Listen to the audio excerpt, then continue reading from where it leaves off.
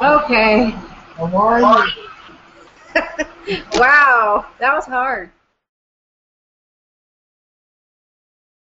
Oh yeah, it gets easier as we go on. Hey, Okay. Mona.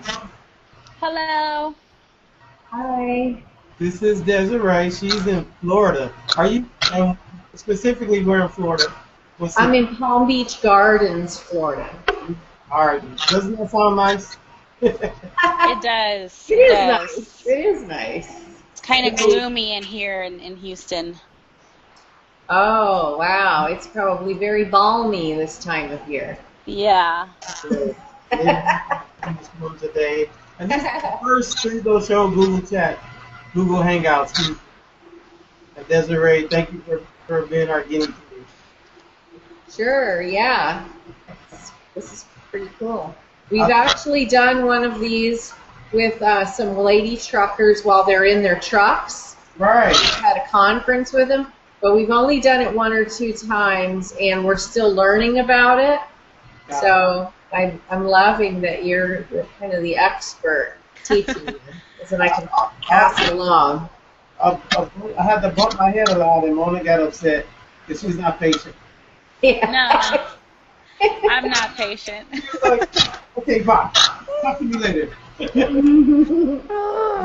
Mona, we actually practice on either Sunday night or Monday night. We actually practice. So. Yeah. Well, yeah. I thought we had it down. I was like, I got it. The nice part is that I'm on my phone, so I can pick it up anywhere. It doesn't matter where I'm at. All right. Tell our viewers they can contact you on Twitter. I'm at Trucker Desiree on Twitter, and I have a blog, truckerdesiree.com, and a YouTube channel, Trucker Desiree, and a couple other YouTube channels that I helped make for other people. I helped them out with a couple videos. One is for, it's called Inventor of Paragolfer. It's a very interesting unit that helps people that cannot stand by themselves. It helps to hold them up so that they can do activities. It's pretty interesting. And I did a little YouTube thing when I was down in Mexico for about 6 months in Ensenada, and I did a little Happy Living in Mexico channel and trucking social media, and then I started this new one called Women Truckers Network. And my objective with that one is to start interviewing women that have been driving a lot longer than I've been on the road to tell stories. Right. And the reason that I even went on YouTube, I never even saw it before. I first started in Twitter because it was easy. I could just like go on some kind of rampage, you know, like 140 characters or less with my phone. I'd be like having a challenging day at the truck stop, and I'd just go on some tirade. And then somebody said, "Oh, you got to have a blog," and I'm like, "I don't have time for that." And then I met a couple people that said how they did all their research was from YouTube.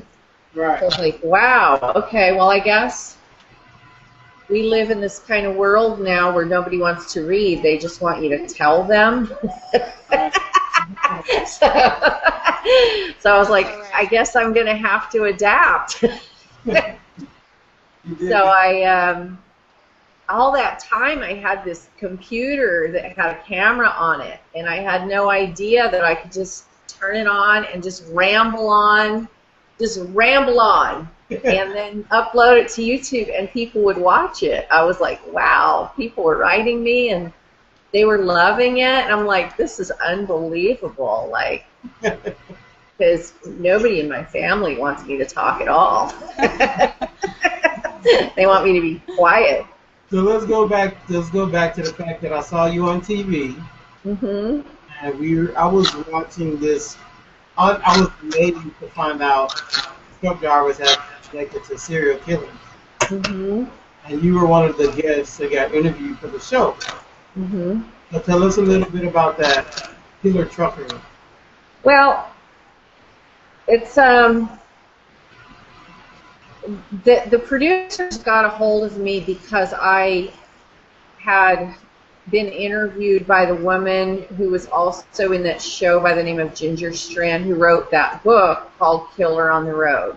So she wrote a book and they based a TV show off, well, an episode off of it. Yeah, it was reviewed by the New York Times bestseller. It's called Killer on the Road. And I had a copy. I have a copy around here with a thank you card from Ginger Strand, the author, and I was going to bring it and I forgot to bring it.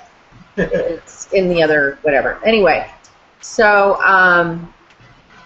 she found me because I had written a post on my blog truckerdesiree.com years and years ago called Serial Killers and Truckers. And the reason I wrote the post was in the front page of the USA Today newspaper. I was sitting down reading it, and it had this story about how the FBI had linked serial killers to long-haul truck drivers. And in the article, they showed this FBI information, but then they talked to some trucking representatives who basically blew them off and didn't tell them anything significant. And then the conclusion of the story was that rest areas were less safe than truck stops, which the story started out with a girl's decapitated head in Barstow. So I'm like, how do you get this result after all this?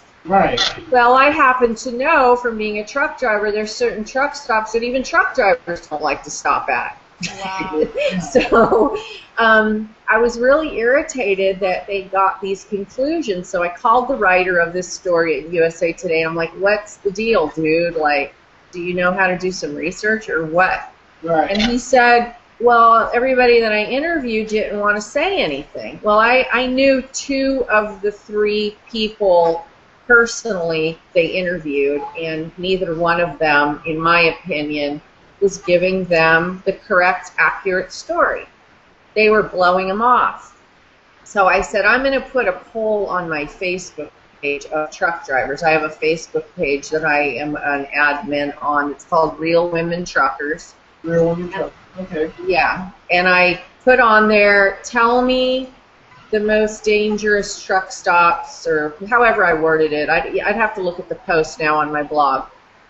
It's because what I did was whatever the result was, I put it on the blog, and it's called Serial Killers and Truckers. And so within 24 hours, we had like a top 10 list or more of the places that drivers were like, I'm scared to go there. And here's why. So the following day, I got called by a major truck stop chain, and they said that they had just gotten off the phone with the FBI about my post. And they wanted to let me know they were improving their facilities, and they'd spent all this money for security and lights and this and that and all this kind of stuff. And I was like, great, you know, can I write about it? And they were like, no, not really. But they have improved a lot of their properties. This, you know, obviously was a few years ago all this went down, and the book has been out published about a year ago. So I think over a year ago the book's been out. So the Discovery Channel people had gotten a hold of me a year ago and found me through all of this whole experience, and wanted to know if I would talk to them. And the thing about the trucking industry is it's this strange, like, you don't want to call out your neighbor even though your neighbor's doing something bad sort of mentality, because then it makes you look bad. And I just think that's so silly, because, you know, it's like neighborhood watch. If you see somebody breaking into the house, then you don't let them do that, you know? So it doesn't make you look like you're a burglar because you reported but I understand there's sort of that mentality where, you know, if you snitch, you die sort of kind of thing. I understand that, and there's a sort of a raw nerve there, like, well, it's going to make all of us look bad. Well, no, it doesn't. It doesn't make all of us look bad, but it does make us look bad when you're covering up for this, you know, horrible thing that could happen. And the truck stops have fallen into such disrepair that there's just crime. I've been doing a Google alert on truck stops for over a year now. If you don't know how to set up a Google alert. And the reason I set it up was because I help with this safe truck parking bill called Jason's Law. It's in our transportation bill right now. Okay. And the lady that got it started, her husband was murdered. She was in that show also, Hope Rivenberg, if you remember at the end, and she talked about her husband getting shot in the head for $7. Oh, So the point is that there's a lot of crime around the truck. Nobody really cares. And so if you're a criminal or you're doing something bad, this is a very good place to conduct business because nobody cares. So regardless if you're a truck driver, a RV, a homeless person that lives in your car, somebody that just, whatever you're doing, this is a very good place to commit crimes because nobody cares what's going on, which to me is ironic because these are people that they worked real hard today. They have very expensive freight that they're pulling behind it to bring to the store near you that you expect to be in good condition when it gets there. They're providing a service to our country, yet we don't protect them at night when they need to go to sleep and rest peacefully, like everybody else likes to do in the whole world. We don't want them driving when they're asleep because then they got the car accident and the person in the car. Yeah. I mean, you guys live in Houston, right? Yes. So, is that correct? Have you ever seen the truck stops in Houston by any chance? They're scary. They're not, and there's actually, I think there was a shooting in the Baytown one like a few months ago. They're scary even for the drivers. So when you think about, maybe I was a teenage runaway. I ran away when I was 14. It was not on my radar at 14 to go down to a truck stop and hitch a ride to the next town, but there are a lot of people that do that think that's an option, and that's a poor choice. It's a bad idea. And so I knew I was going to take heat for being in this show from the trucking community. I think it's important for the non-trucking community to see the face of truck drivers that are not scary monsters to say, we would like to have neighborhood watch too. I would love for them to patrol this area. I worked real hard today, and they don't want to have to watch my back when I'm just trying to go to the bathroom at 3 o'clock in the morning. Right. Yeah. So that's how that all kind of went down. I wanted to comment, but at the same time make the point that all truckers are not like that, and even the greater trucking community would like improvements to the safety and the the overall management of the traffic that's going on. It's you can slip into be very easily.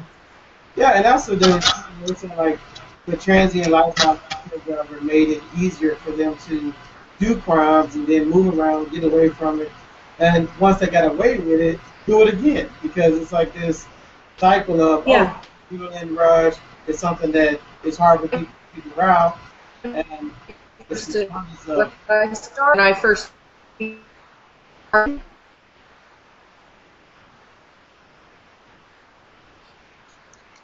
sounds like we're having some tough technical difficulties. Did you get me back? Yes, we did. Sorry. Technology. I'm sorry. That's fine. You guys just locked it. So, where did I fall off?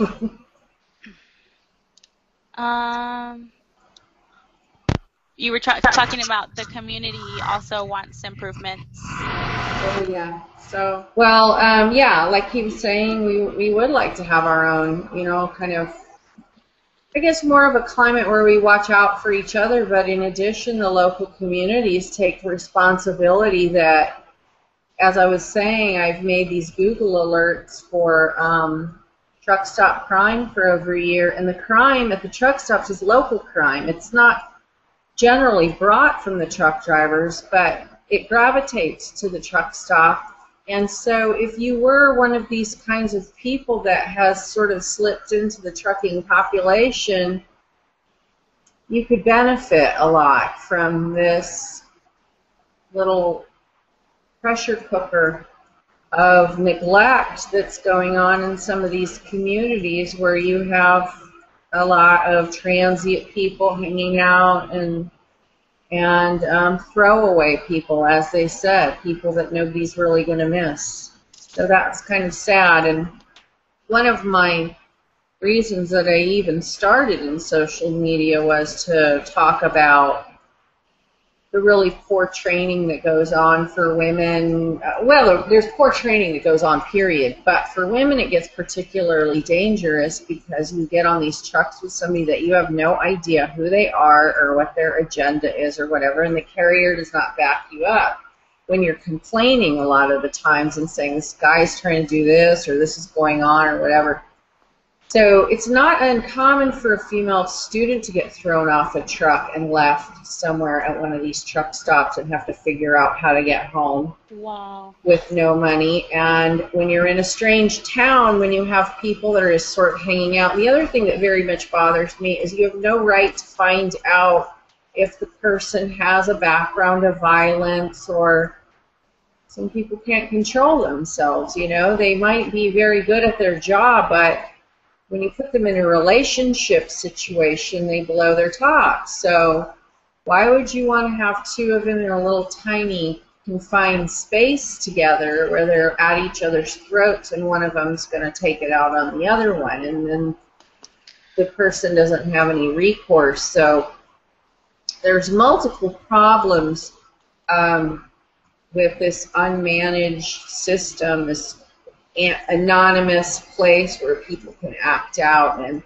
so that's really been my role in social media, is to talk about that, because the trucking industry is always saying they're having a driver shortage, and they're always recruiting people to enter the industry, and they mislead and exploit a lot of people who go in going, I'm going to have a good job, I'm going to have a good paying job, it's going to be exciting, I'm going to drive all over the country, I'm going to do this, I'm going to be a big trucker, and then they get in and they find this sort of really unprofessional leadership and poor training and misconduct, sexual misconduct, and then nobody cares. Everybody's just like, who cares? You know, it's like not cool at all.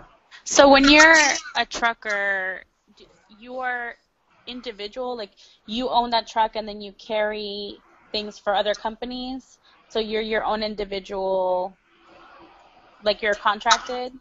It depends. I've been a company driver, so there's different kinds of truck drivers. There's drivers that work for a company and they only drive that company's tractor and pull that company's trailer, and the company says, go over to this warehouse and you're going to get a load of televisions and you're going to take it to the distribution center for Walmart. And then there's owner-operators that they own their own truck, and they maybe lease on with a company and they pull their trailer. They pull the company's trailer.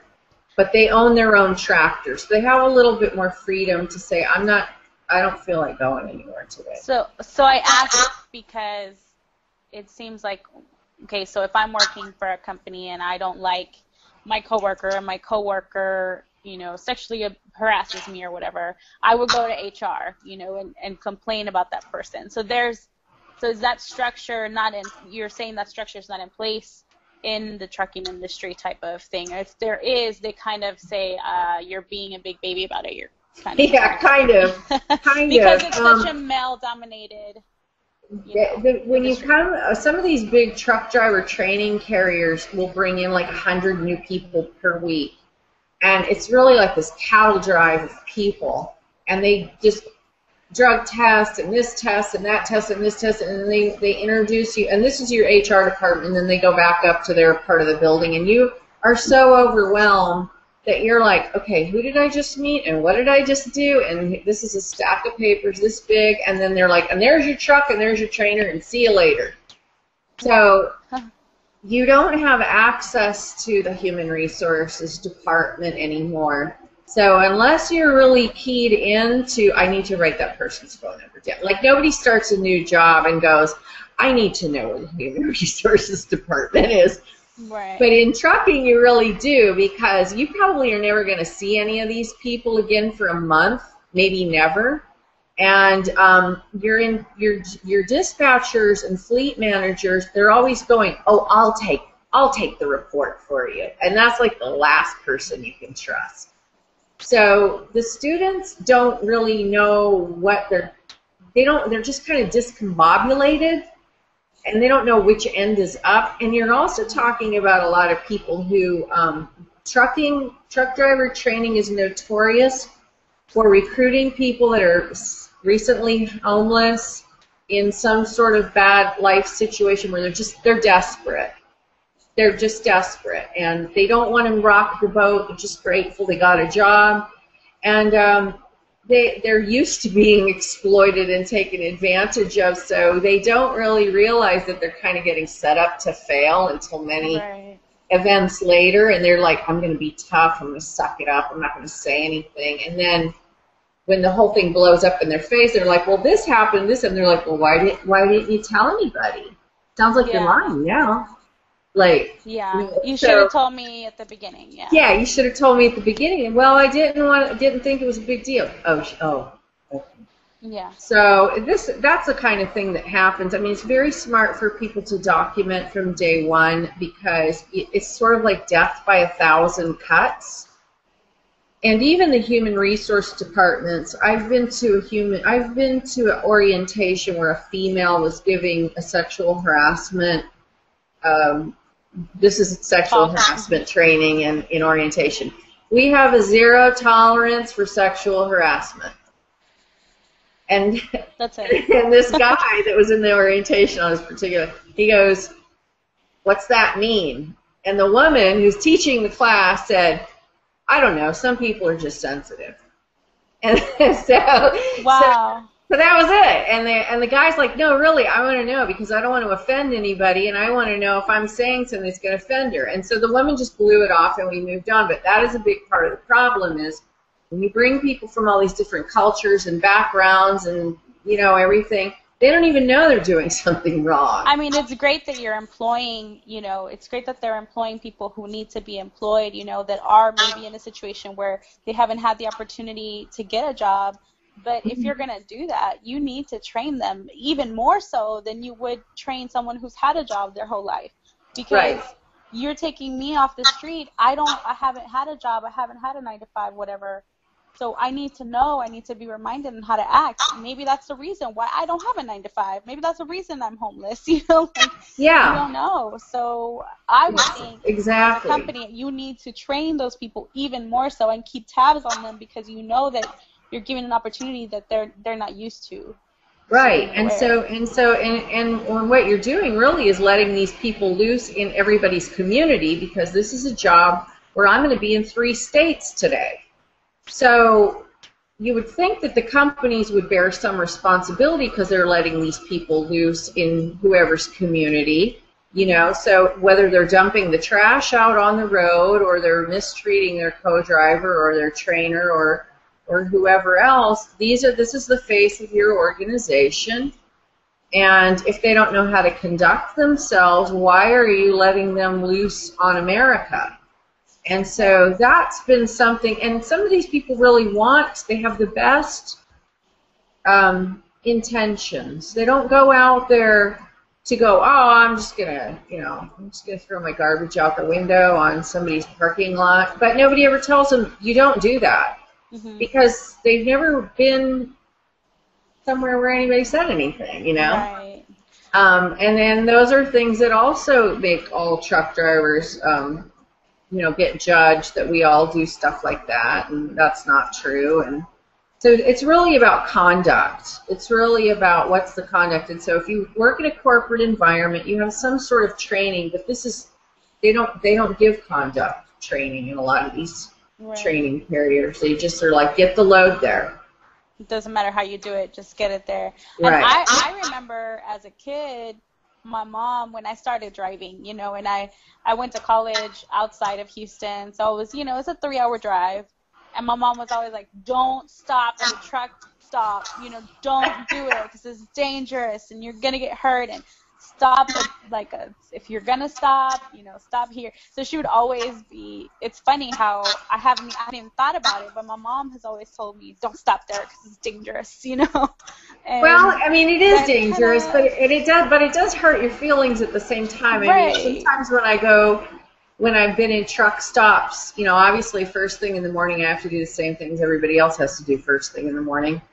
And I go in there and I'm, you know, in the bathroom, brush my teeth in the public sink with all the people that just came in. You know, they're on their way to work commuting, and I'm in there brushing my teeth and washing my face, and like a homeless person would use public facilities. That's basically what I have to do.